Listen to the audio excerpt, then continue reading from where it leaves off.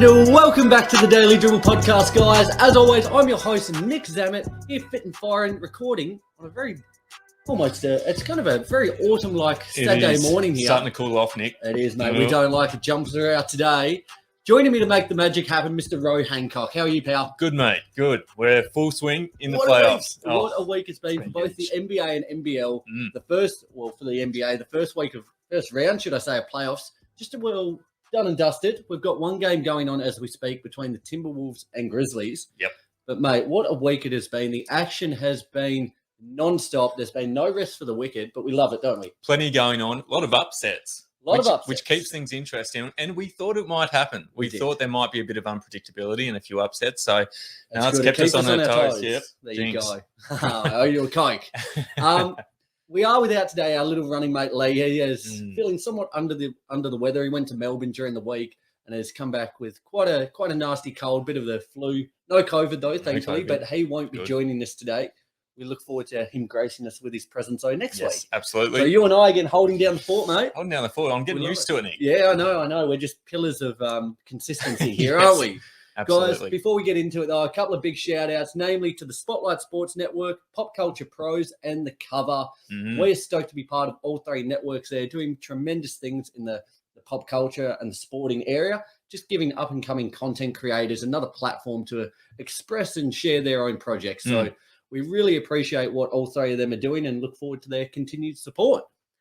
Also, I've got some, I'll touch on it in the NBL point, another little shout out, but we'll get to that shortly. Little teaser, Nick. Guys, we're going to get into odds and ends. We've got a lot to get through today. So without further ado, let's start with odds and ends. Yes. And I've got here a couple of awards that we got throughout the week. We started with Scotty Barnes winning Rookie of the Year.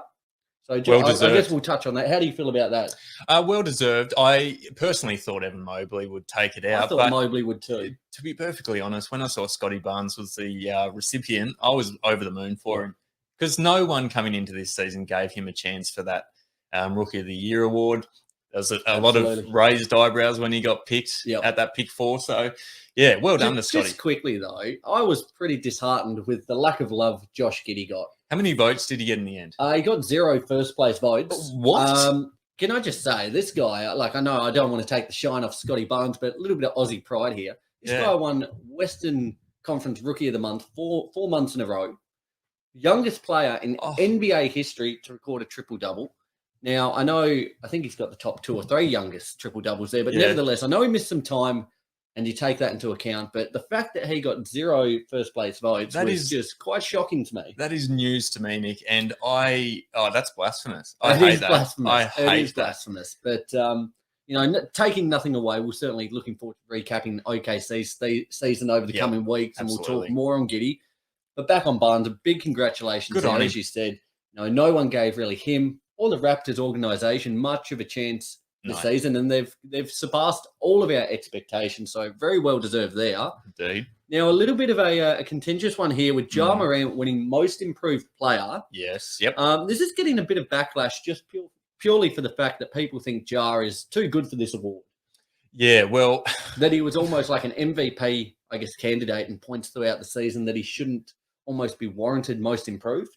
Yeah, look, I personally thought he should win it. He's gone from star, well, not even star. He's gone from a really good player to an absolute superstar of the league. Yes. So in terms of being most improved, I would argue that he's been the most improved this season. But DeJounte Murray, Jordan Poole, Darius Garland were the 3 names that people thought should have probably picked up the award. Oh, they should all be in contention. And look, at the end of the day, if any of those blokes won the award, I'd be more than happy with that. But there probably needs to be clearer guidelines around what this award actually is. Because I think that's the reason why there's been so much backlash over the last week or so since it's been announced. So if they could have some clearer guidelines, what actually what constitutes a most improved player? Is there almost there's no clear way to kind of segregate it, but is it, if you're a superstar to star player, are you almost not allowed to win it? Is it for role players making that jump to a star player? There's no real way to gauge that. There's not. There needs to be some clearer guidelines for it because it is getting a bit of backlash. But I 100% in agreement think that Ja Morant was like the leap he took, was phenomenal. And certainly warranted the award. And I mean, just because he's been most improved, and he's also, I guess, been in contention for MVP, he'd probably be around that 5, 6, 7, top 7 MVP. It shouldn't really count me out from the most improved. Like you can, in my mind, I think you can be both most improved and contending for an MVP award. That's a good question. That leads me to a little follow-on, I guess, from that. Yeah. Do you think we will ever see, or do you think it should be allowed, that a player is able to win most improved player and MVP in the same season? I don't see why not. How would that be? Wouldn't that just be incredible? Like, why not? I just don't understand. Like, someone could be the most valuable player for their team and improve immeasurably from one season to another. So, I'd be interested to know why not. What do you reckon? I think so. I think it'd be fun. I think that would be really fun to see someone actually do it. And I don't think if they've got a respectable case and deserve it, I don't see any reason why they shouldn't be entitled to win both. Exactly right. Moving on, Nikola Jokic. Now, we'll talk about the Nuggets maybe a little bit later on. But after some, I guess, poor news being knocked out by the Warriors, Jokic is expected to sign the largest contract in NBA history, 5 years, at $245 million, averaging $49 million a season. How's that? Do you know what? He deserves every dollar. He deserves every dollar across 5 seasons. That is unbelievable. Yeah, the Nuggets will be throwing the absolute budget of their city to keep him in Denver. And rightly so. Yeah, he absolutely. is a generational player. And what he is, like we've seen the way he's carried this team this season without Murray and Porter Jr., which we'll touch on again shortly soon. But he is certainly more than deserving of that contract. Do you know the thing I love about Joker as well? In a presser after they lost that series against Golden State Warriors, he still wasn't sure if the Denver Nuggets would offer him that supermax. He's still humble, and he's still not sure whether he's, the Denver Nuggets think he's as great as he actually is. But get your bag, my man. You're potentially about to come a back-to-back MVP. Not many people in NBA history, league history, have done that. So you are certainly deserving of that. Absolutely. Good on you. Another big man, Joel Embiid. He's suffered a bit of an injury here on his right thumb. He's expected to undergo surgery in the off-season, but he's determined to play through the pain whilst the season's still going in the 76ers push towards hopefully a title. But how much of an impact do you think this will have? It's for a guy who, he gets a lot of free throws, a lot of knocks in the paint. It's not an ideal injury because, basketball, we do use our hands so much. Absolutely. So it is could have quite a big effect going forward. Yeah, it will have an effect, but I don't think he'll let on too much about that. At the end of the day, all throughout the season, these players get these niggling type of injuries. Obviously, this injury is probably a little bit more severe than niggling, but, he's just going to have to soldier on because suck it up. Philadelphia 76ers are at the point where they obviously need him to be at his best to, have a shot at the title this year. Certainly. And it's just at that time of the year where you just have to push through these and the things. natives are restless, aren't they? They are getting restless. They are. They've been, it's been growing over the last couple of seasons. And they have been for I feel as if they flame out this season, it could be, there'll be fists banging on the door trying to come in and just tear down the house, I reckon. So, look, watch this space on that one. Quick shout out as well. Last point from me on this. Oh, no, I've got two actually. Another injury point I'll start with. Chris Middleton. Yes. Big blow on this one. His initial diagnosis is, it's more severe than what we first thought with that MCL sprain. It's been upgraded to a grade 2. He now is set to miss the entire second round series against the Boston Celtics and maybe even further. But what a massive blow to the Bucks this is. Oh, it's significant, isn't it? For as much as we kind of hammer on what level Chris Middleton on the Ferris wheel, where you're going to get him at, he is a key cog in their operation. Oh, absolutely he is. And, these next few weeks will really put Giannis on show. How great is Giannis? Can he more or less single-handedly? I know the Bucks have Drew Holiday, and I rate him super highly, but at the end of the day, Giannis is going to be the man who's going to have to defeat the Boston Celtics almost single-handedly. I'm looking forward to getting your thoughts on that series shortly in terms of predictions and how many games. But I tell you what an opportunity it is for him to really assert himself in the game's all-time greats. If he can somehow will this team towards another title, superhuman effort, incredible stuff. Also, speaking of superhuman feats, Chris Paul yesterday So yesterday we had the Suns close out the Pelicans 115 to 108. Chris Paul broke history. He recorded the most field goals in a single game without a miss. He went 14 of 14 from the field, dropped 33 points on 100% field goal percentage. It's just incredible. Incredible. Talk about taking high percentage shots. And I think that also comes back down to his just incredibly high basketball IQ. Yep. Like to be able to put himself in positions where obviously he's going to make more than he misses, but to put himself in the position where he gives him the best percentage to knock it down on the biggest stage of all. So, mate, we go to the courts a bit. We haven't been in a little while. We need to put some work in soon. Yeah, can't say the field goal percentage we'll be looking at. I tell you what, let's go from the free throw line. We'll use that. Chris Paul was taking these shots here, there, and everywhere. From the free throw line, if you've got, say, 14 attempts, how many do you reckon you'd make? Oh, you're going to make me look terrible here, Nick. That's all right, because whatever you say, I probably better knock mine down one. Do I have to be honest here? Or at my absolute best, I reckon I could knock down, I don't know, maybe half. I was about to say, I reckon if you get into a rhythm and routine, you get one or two early. I reckon if I went 50%, I would be stoked, and that's high watermark. I think the thing about us though, Nick, is we're very streaky shooters and we're confident shooters. So if we start knocking a few down early, could be on. But if we miss them, it could be there all day. 1-0 or 1 out of 14. But I'm looking forward to putting in some work again with you soon. I know we've spoken about getting a social basketball team in, so I'm sure that would be some good content for the listeners out there, hearing how our triumphs and failures go on the court. Let's get a mixtape going, Nick. Absolutely, mate. Do you have anything from the NBA that you wanted to touch on? No, I think you've covered all the major points. Mate, we have got a lot of news from the NBL.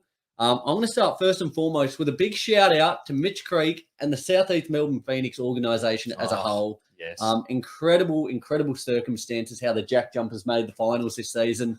And it came down to the last game of the season. The Phoenix somehow willed themselves over the Perth Wildcats in overtime, thus ending the Perth Wildcats streak of 35 years making the finals. Unbelievable. Mate, you couldn't have made this, you couldn't have written a better script. For the season to end, what the JackJumpers had to do and overcome to make it, against all odds, like the smile, it was just radiating off me after that game. Oh, as it was for all Tasmanians, I think. Came down to the very last game, but not even the last game, the very last play of that game it came down to.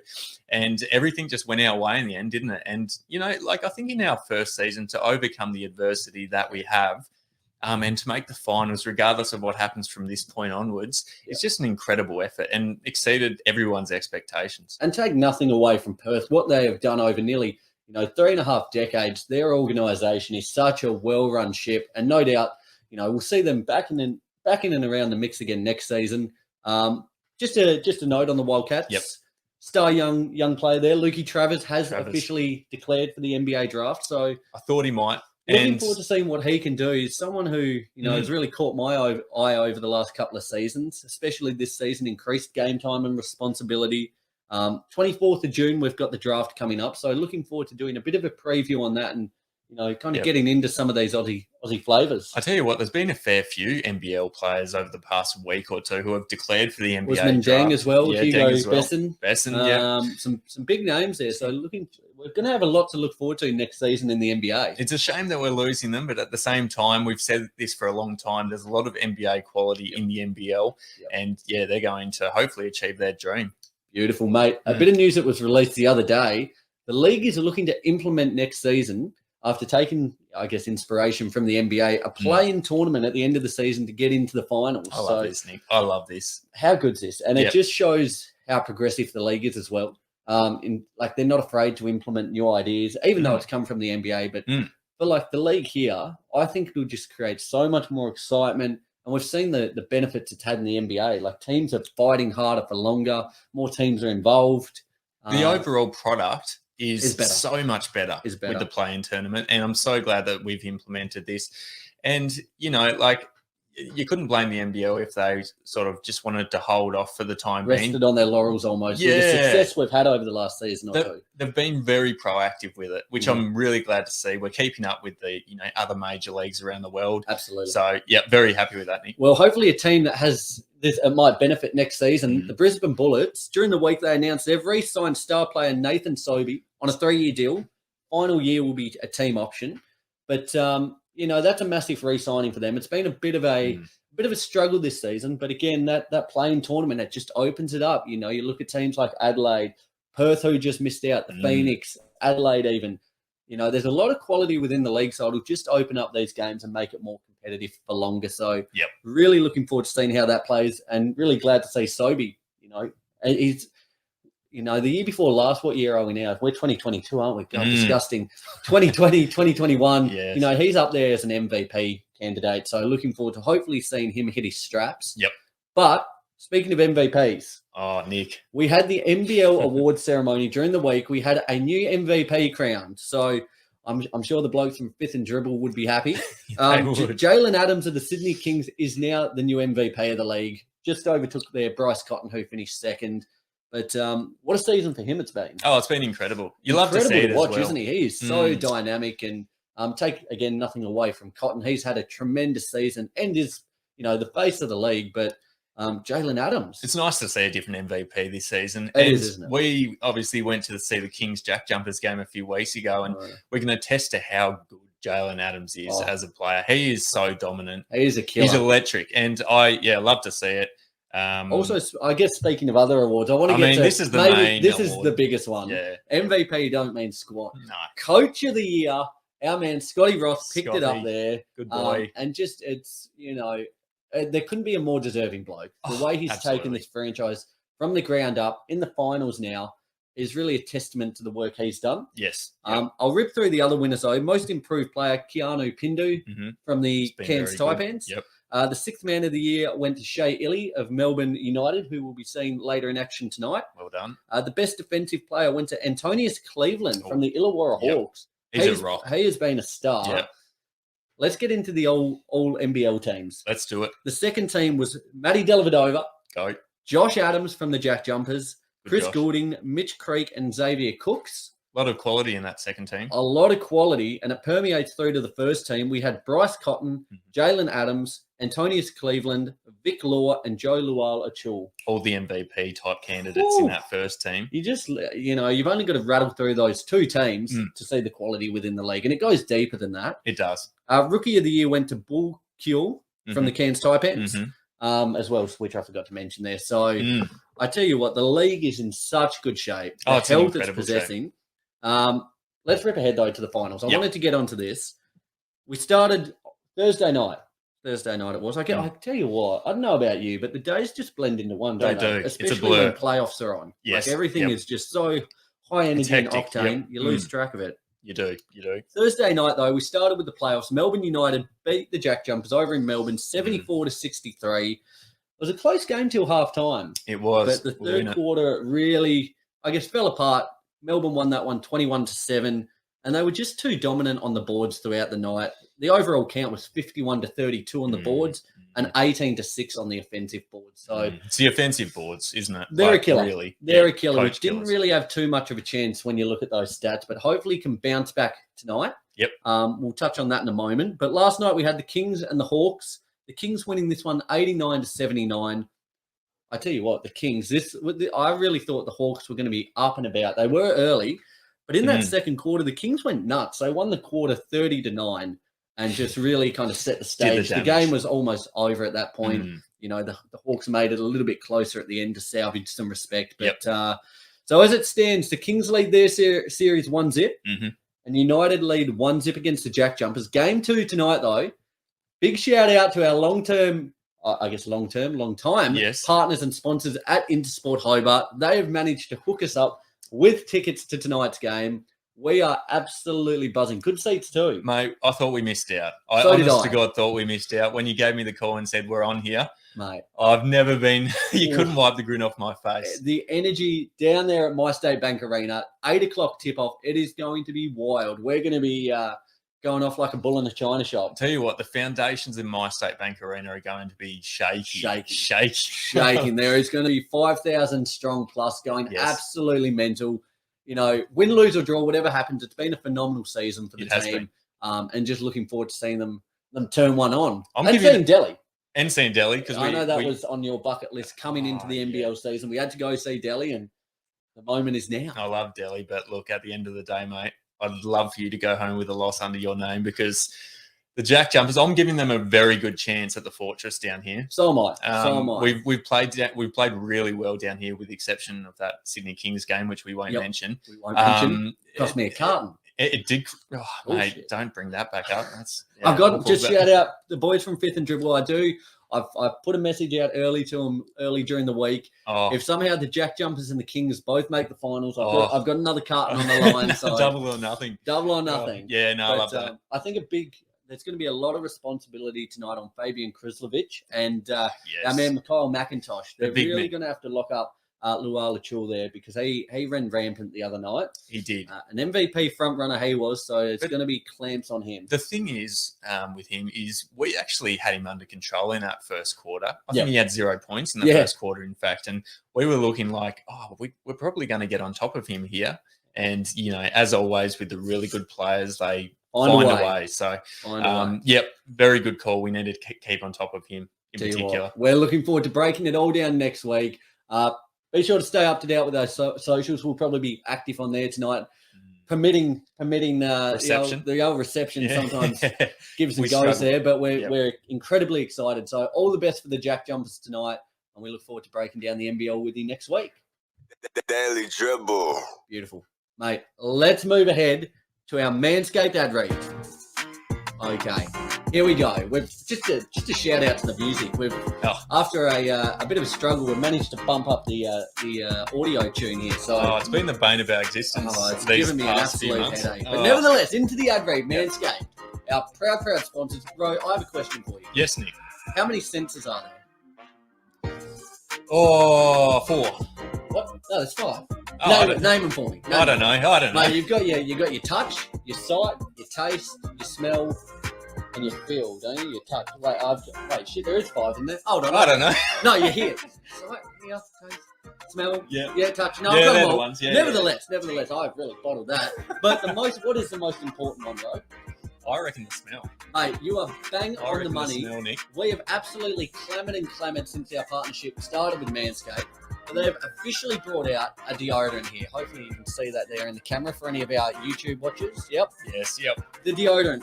A roll-on deodorant that just reeks of that Manscaped smell we've come to know and love. That trademarks stench, but it's a good stench. Mate, I tell you what, stench. there's, people say you taste with your eyes. Yep. Well, I think you taste with your nose. And that's how you get a good gauge on people. Absolutely. Smell. And there's no better way to make that initial first impression than with the Manscaped roll-on deodorant. I go to the gym each morning before work, have a bit of a freshen up, straight onto the deodorant. I exit the gym, mate, and heads just turn. Just turn. And it's not because of what's visually happening. It's all to do with that. That's just the trail that you leave.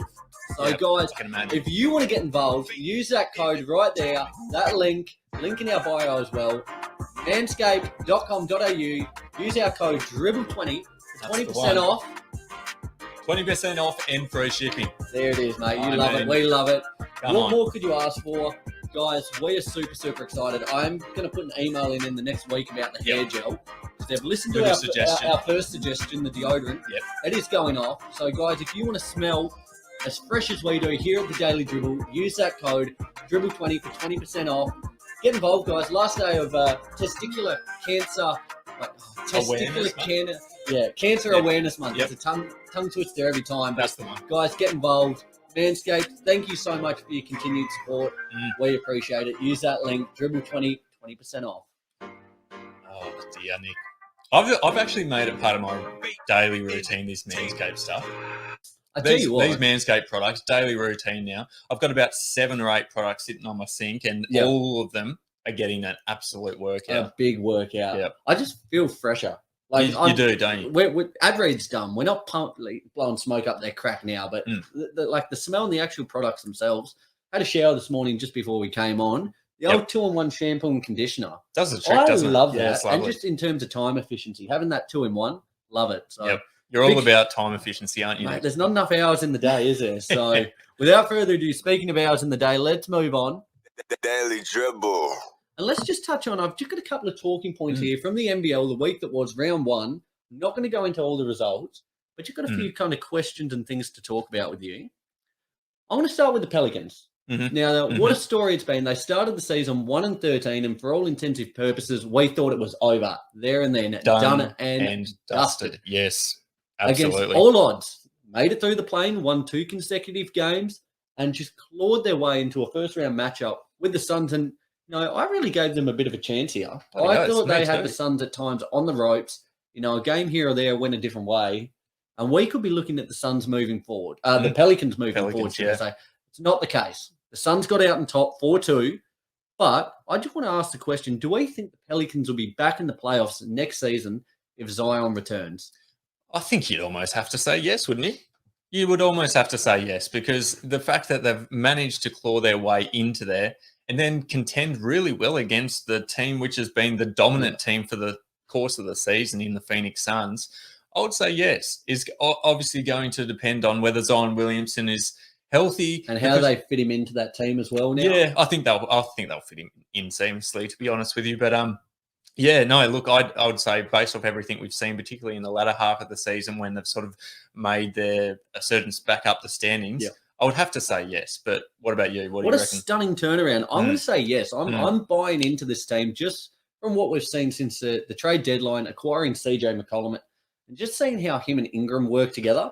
Thought there might almost be a little bit of disharmony, just kind of figuring out who's that alpha, who's that number one. But they're really doing it by committee, and it kind of puts them in good stead just for kind of getting Zion into the team. Was the turning point when CJ came over? I would argue yes, because before CJ, they were looking very one-dimensional. Yep. They were getting some more wins. They were getting there, but that CJ acquisition really got them over the line. Yep.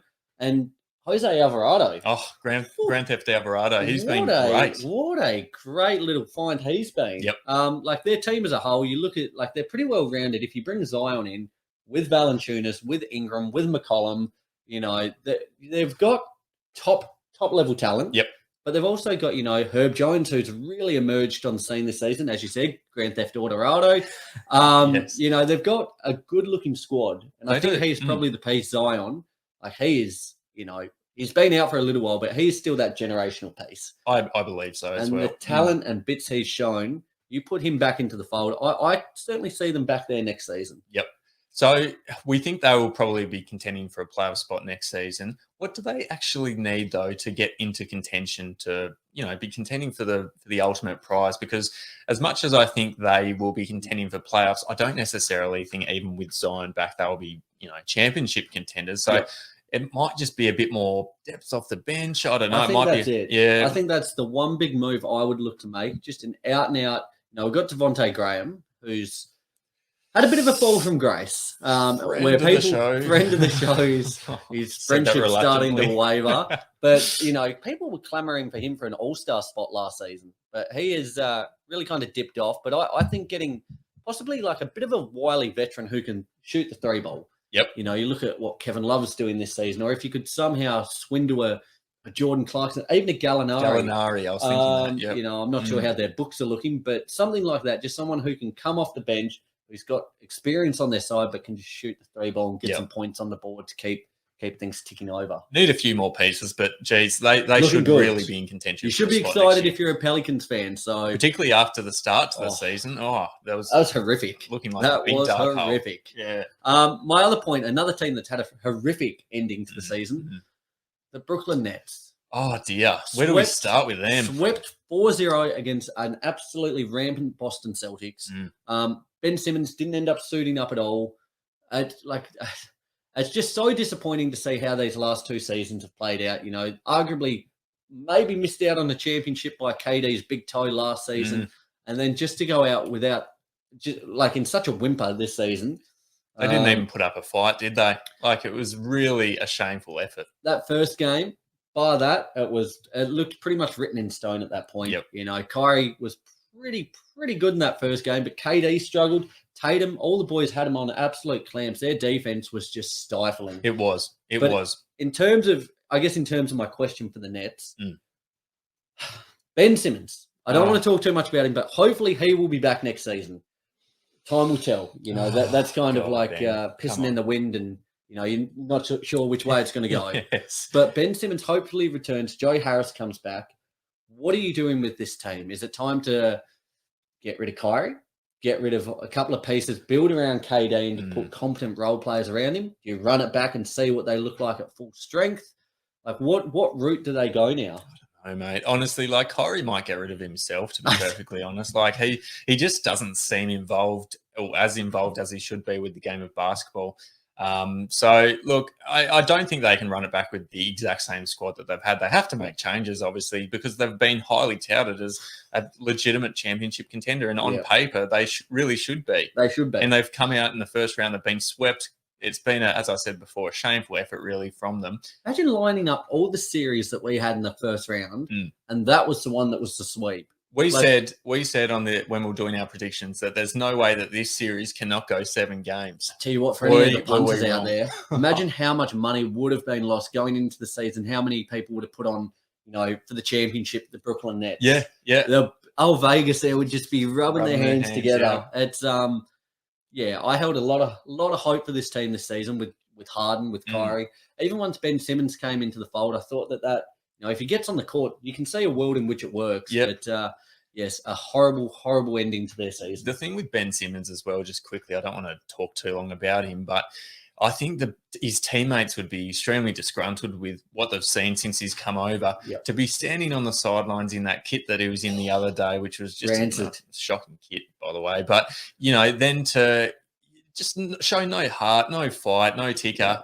And, in the end, can't be taught. He only really needed to play that one game just to show, even like 10 to 15 minutes off the bench, just to show, okay, I'm here with you guys. I'm not here as an accessory.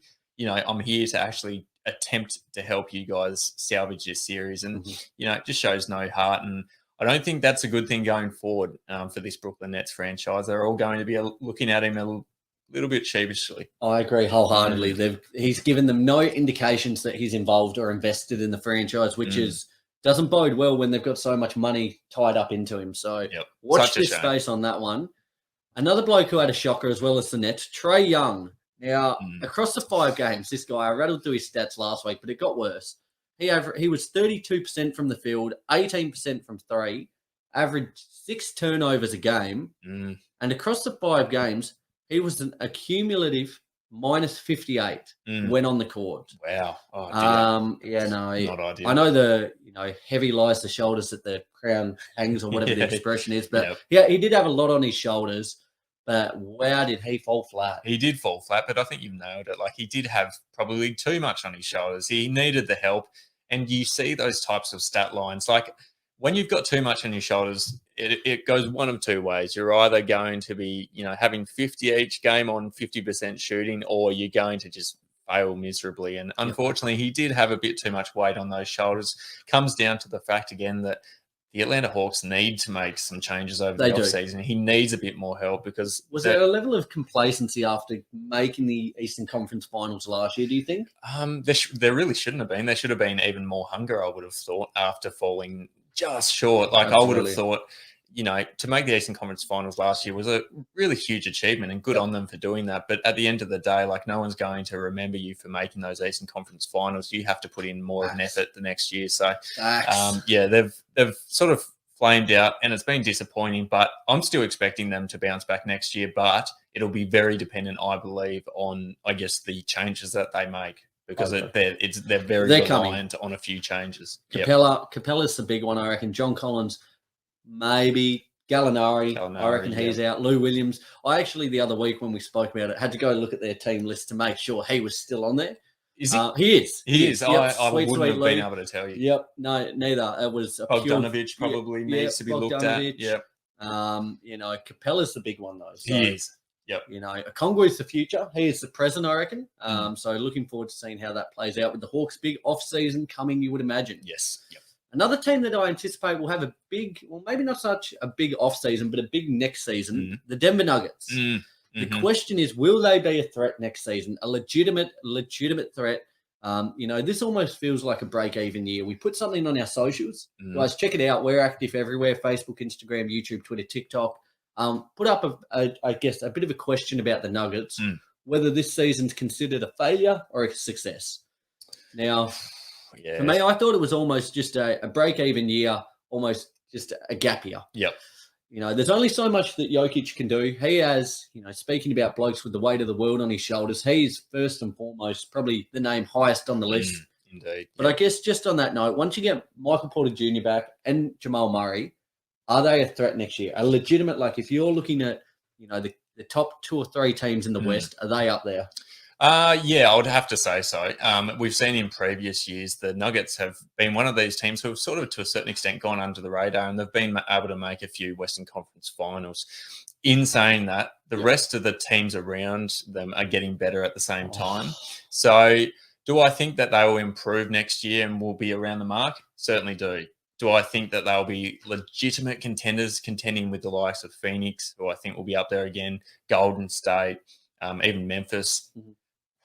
I need to see what they can do in that early bit of the season next year to get a good read on them. Because without seeing the players and how Porter and Murray look when they come back, let's do a little round robin. So you've got Denver against, let's say, the Clippers. Paul George and Kawhi back next season. Who have you got? That's the thing. I'd probably have to go. I'd probably have to go with the Clippers. I would go the Clippers. Yeah. Lakers. Let's say LeBron's back. Let's say AD's back healthy. We'll say they keep Westbrook, keep the team. Who have you got in that one? Nuggets. Got Nuggets? Yep, I think so. Yeah.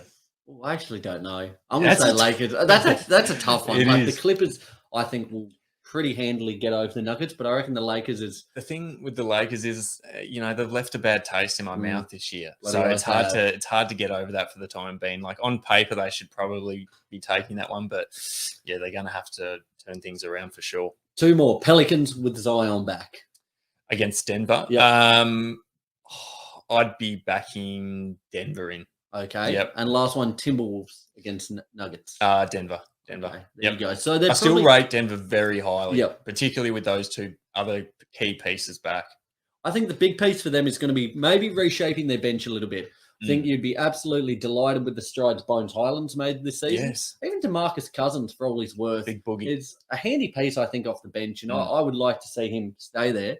But I think you can look to kind of maybe offload Austin Rivers, Campazzo, just reshape and tweak a little bit around the edges. Once you get Murray and Porter back, whether it's Barton, whether it's Monte Morris, whatever, it's going to reshuffle their deck a little bit.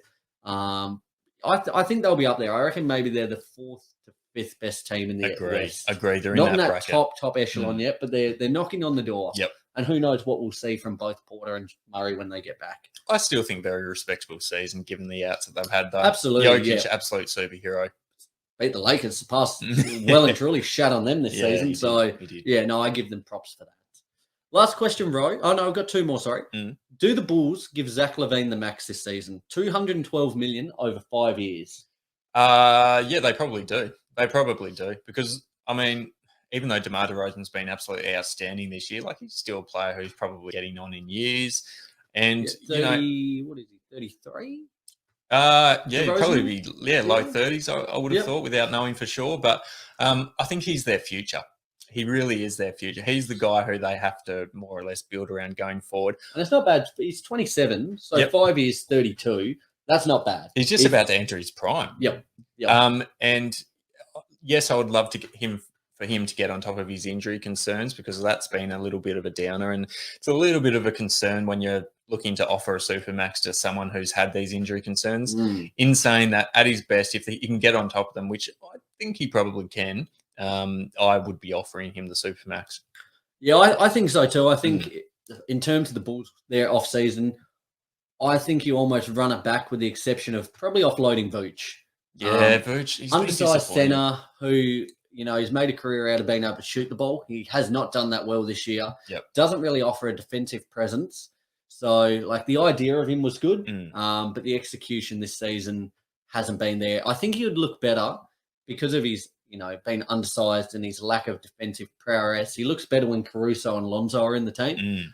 But, both have missed quite extensive time, in particular Lonzo this season. So he has looked poor. And as I said, especially with him shooting the ball pretty god-awfully. But I reckon he's the piece you probably look to move on from and get a more reliable, sturdy centre. Vooch, straight swap for Miles Turner.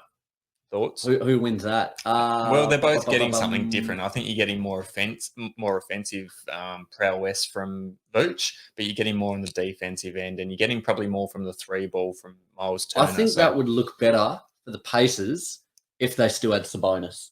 Yeah, yep, that'd be a good 1-2 option. Yeah, absolutely. So I don't know about that's a fun one though. Yeah, we'll fire up the old trade machine soon, I reckon, mate. See if that works. Last one for me, just a quick shout out to the Toronto Raptors. Went down against Philly 4-2. I tell you what though, when it was sitting there at 3-2, I thought, oh look out, could the 76ers really blow this? Like really bottle it? Raptors become the first team to come back from a 3-0 deficit.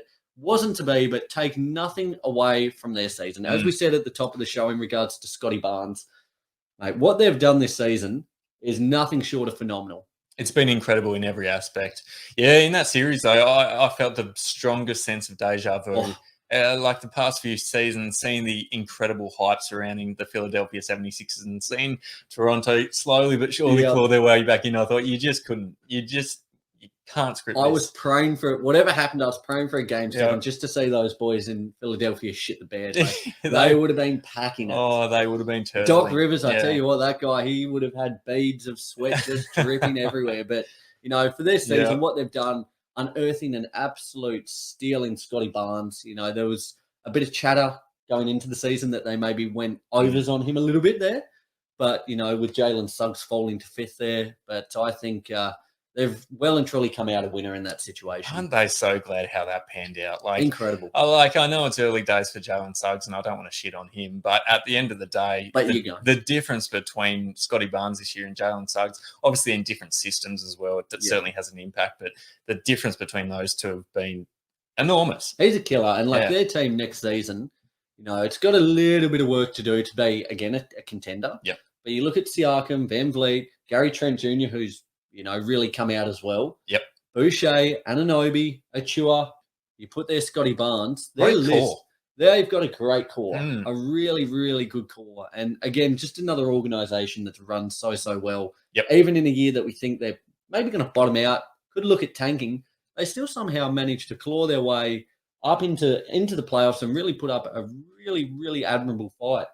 They've just overexceeded everyone's expectations, and they probably don't have to make too many changes next year. Like they're, as we were just saying, their core is looking incredibly good. Just be reliant, I guess, on growth from Barnes. It will be a little bit from Siakam, and just finding maybe that number one guy to be that scorer. Yep. But they look really good going forward. Agree. Yep. Mate, there is, I guess, recapping just a couple of points from round 1. Let's go into our round 2 predictions. The Daily Dribble.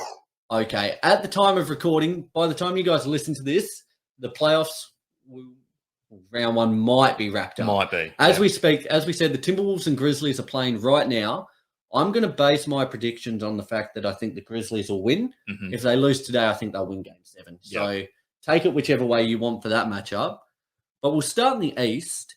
We've got the Boston Celtics against the Milwaukee Bucks. Row, how do you see this series playing out? And how many games? Enticing matchup this is. Unbelievable. Like it's sort of the same story with the Boston Nets series. Like I know we said, I don't see a world in which this doesn't go 7, but I do not see a world in which this series doesn't go 7 either. Yep. Obviously on the Bucks side of things, handling Giannis is always a handful. And I think that we're capable of actually limiting his production. Not to say he won't have incredible games, because he absolutely will. But who are you putting on him? Or just done by team committee? Team effort. It has to be. You can't put one guy on Giannis. I think any team could probably attest to that. Could you play the two bigs and put the Time Lord, big Rob Williams, on him and let Horford deal with Brook Lopez? Rob's going to have to put in work. He's going to have to put in work. Shift. Definitely think it's going to be a team effort. And on our side of things, we've had some really coming of age performances, particularly in that last series. Like I think Jace Tatum and Jaylen Brown as that duo is looking incredibly That's good. The best they've looked. They have looked so incredible. Like we saw them make the Eastern Conference Finals a few years ago, and they've been in and around the mark. Like that was, and I kind of shat on them throughout the year. They looked poor in the first half of the year.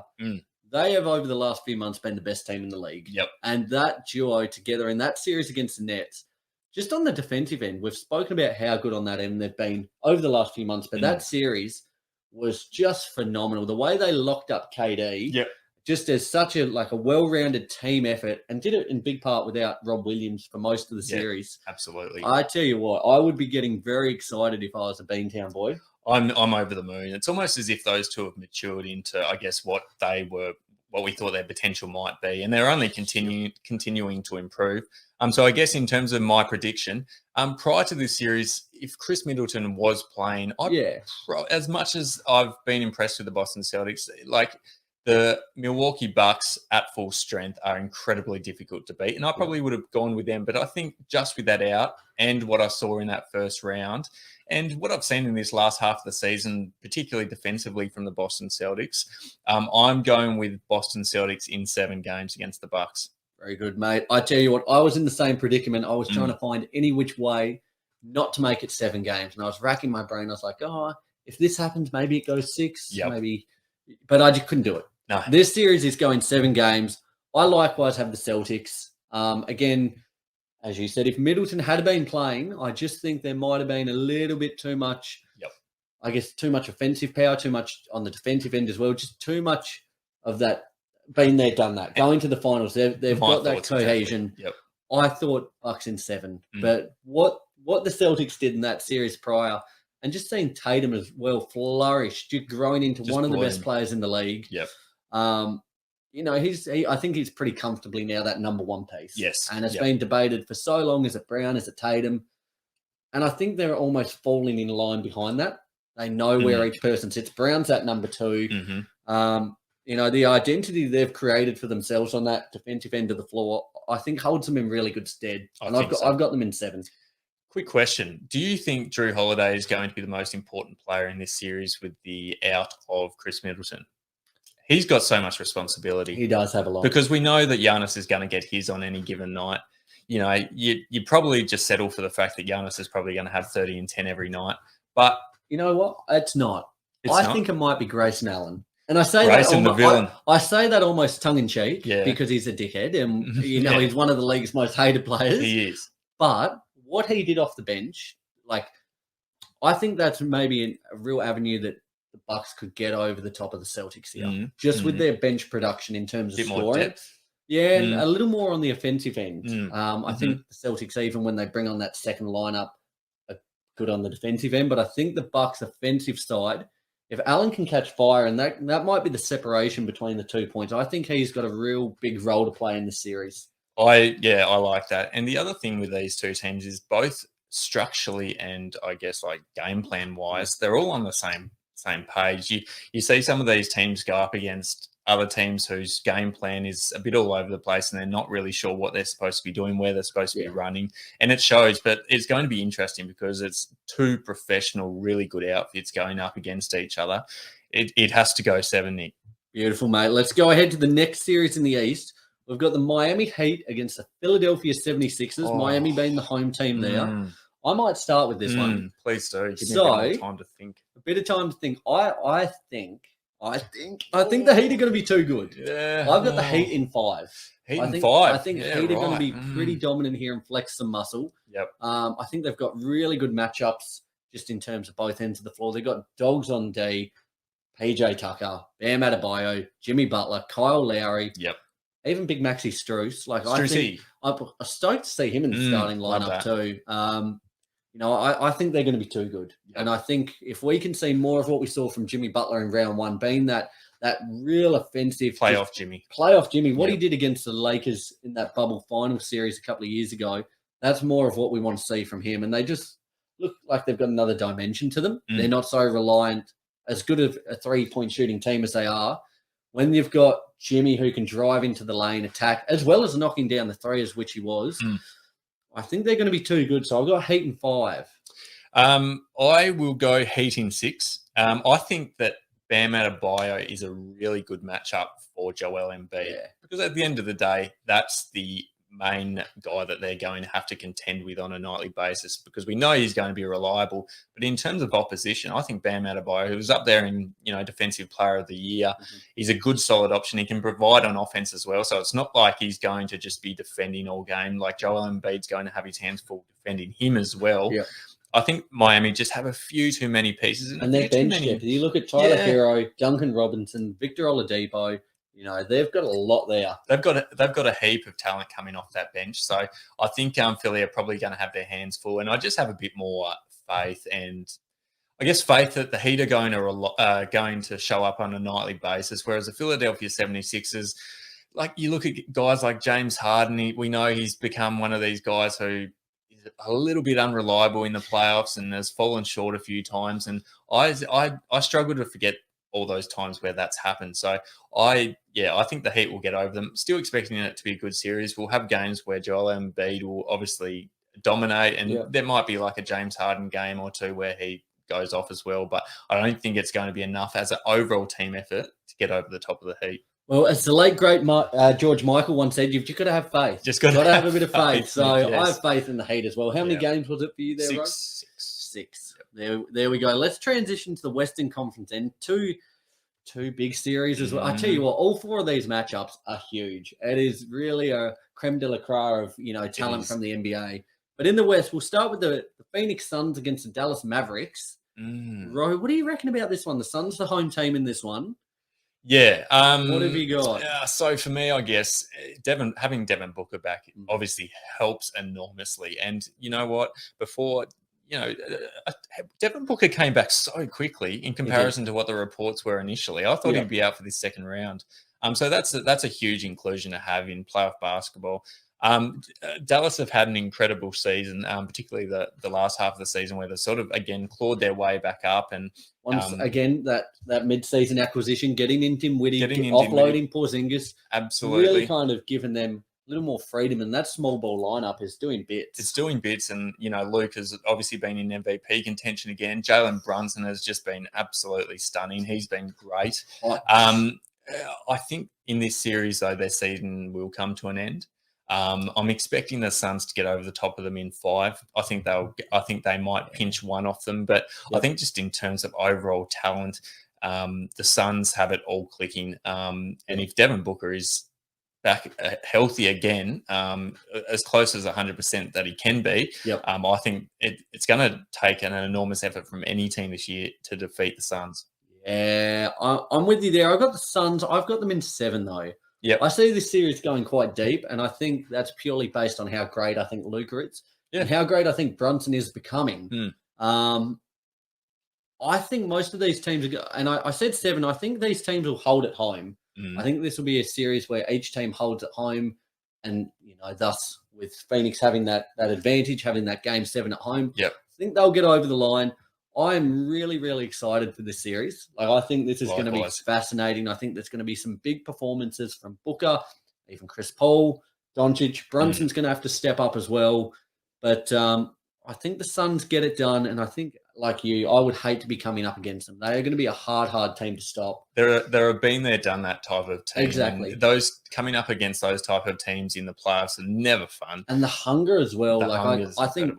For as hungry as I think Luka is, I reckon he could polish off a 3-course meal pretty quickly. Yes. But I think that hunger that Chris Paul has, been so close, never getting there, seeing the expression of Devin Booker once they lost to the Bucks last season in the finals, I think they are poised, primed, and really ready to go. I think so. And the thing with Dallas, and the reason why I think, like your 7-game prediction is, a possibility of happening, is they play with a chip on their shoulder. All of them play with a chip on their shoulder. Luka plays that bit angry, and I love to see it. He's just a bit of a pig in there, isn't he? He is a bit of a pig. But on the other side of things, you look at Phoenix, and my God, they've got a chip on their shoulder after last year as well, just falling short at the final hurdle.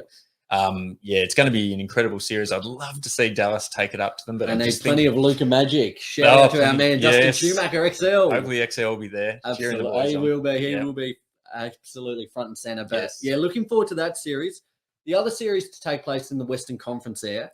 Now I'm going to put the little preface on this. As we said, the game's still going as we speak. Yes, haven't had a look at the results, but I'm going to say it's Memphis against the Warriors. Memphis being the home team for that one. I've got this one Warriors in 6. Warriors in 6. Warriors in 6. I think they'll just have a little bit too much firepower. I think we saw Steph come back into the starting lineup the other day. I think with Steph, Clay, Jordan Poole, I think Wiggins as well. I think Wiggins, Draymond Green, all these blokes, they're going to just be a little bit too deep and a little bit too strong. For as good as the Grizzlies have been, I think they're still a year or two away from matching it with these top 1 or 2 teams in the West, namely Phoenix and the Warriors. But hats off to them. I think Ja will have a massive series. I just don't think he'll have enough running mates with him. This first round's been quite telling, actually, because the Grizzlies have shown that they can be susceptible at times, even to teams. The T-Wolves should probably be leading the series. Probably should be. They've had a few games that they've dominated in and just let go towards the end there. They should be in pole position, but they're not. And I think, just due to the fact of what I've seen in this first round, I've seen that the Memphis Grizzlies, as great of a season as they've had, they've still got holes. They've still got a few holes, particularly in playoff-type basketball. Yeah. Regular season's a different game. Once again, the Golden State Warriors, they've been there. They've done that time after time. They've got the players who know what it takes to get there. And as we said last week, the Warriors at this time of the year are clicking on all cylinders. So they're hungry too, aren't they? After having a couple of years, I guess, almost relegated to the lower leagues. Injuries have really hurt them. They are hungry. They want it. Especially Klay Thompson, who's been out for so long, wanting to be a part of it all. Like his desire would be greater than almost anyone's. Yep. Offensively, how good does that line up with Jordan Poole in it look as well now? It's almost broken. Yeah. How good they are. Like it's a cheat code. I just don't know how the Grizzlies are going to keep up scoring wise. No. It's just going to be on another level. I think their system's pretty good, the Grizzlies. I think their overall system and the buy-in is really good, but you can buy in as much as you want. Sometimes you just don't have quite enough to contend with these superstar-studded teams like the Warriors. Mate, I tell you what, there is 4 massive series coming up. It's just ridiculous. As we said, the teams, the talent that's all set to take place. What is the series you're most looking forward to? Boston Bucks. Yeah. Boston Bucks. It's a bit of a no-brainer, but just for the simple fact that I'm really intrigued to see if that's mine as well. Yeah, if we can come of age and, defeat the Bucks, even though they're not going to be at full strength, I think that's the one which is, as we were mentioning, most likely to go to 7, I would have thought. It's going to be the most anticipated playoff contest, I would have thought. It feels like a finals matchup, doesn't it? It really does, finals matchup there. So I'm really looking forward to that one. Guys, speaking of things we're looking forward to, tonight, My State Bank Arena, tip-off 8 o'clock. If you're listening to this episode before it starts, get fired up. We're going to be bloody going off. I cannot wait. Oh, mate, I've been thinking about it ever since you told me we got the tickets. And I was so happy driving home from work. I was like, give Roll a call, let him know the good news. And the boys are on. I haven't been able to wipe the grin off my face, Nick. But, the My State Bank Arena is going to be shaking tonight. Guys, if you're there, we'll be there. Come say hello to your boys. We're going to be up and about. The energy will be electric. Can't wait to break it all down with you guys next week. Win, lose, or draw, we'll be here breaking down the NBL, the NBA. It's going to be a big, big week. Absolutely. Round 2 starts. Yep. Unbelievable. So, guys, I tell you what, I'm trying not to smile as I talk now because it's just so exciting. But as always, use that code. That link is in our bio for manscaped.com.au. Use our code Dribble20. Be sure to stay up to date with all of our socials. As we said, there's a lot of news happening over the next week or 2. So be sure to be following to get it as soon as it drops. Subscribe wherever you listen to the show. And we'll talk to you next week. Guys, till then, love you, bye.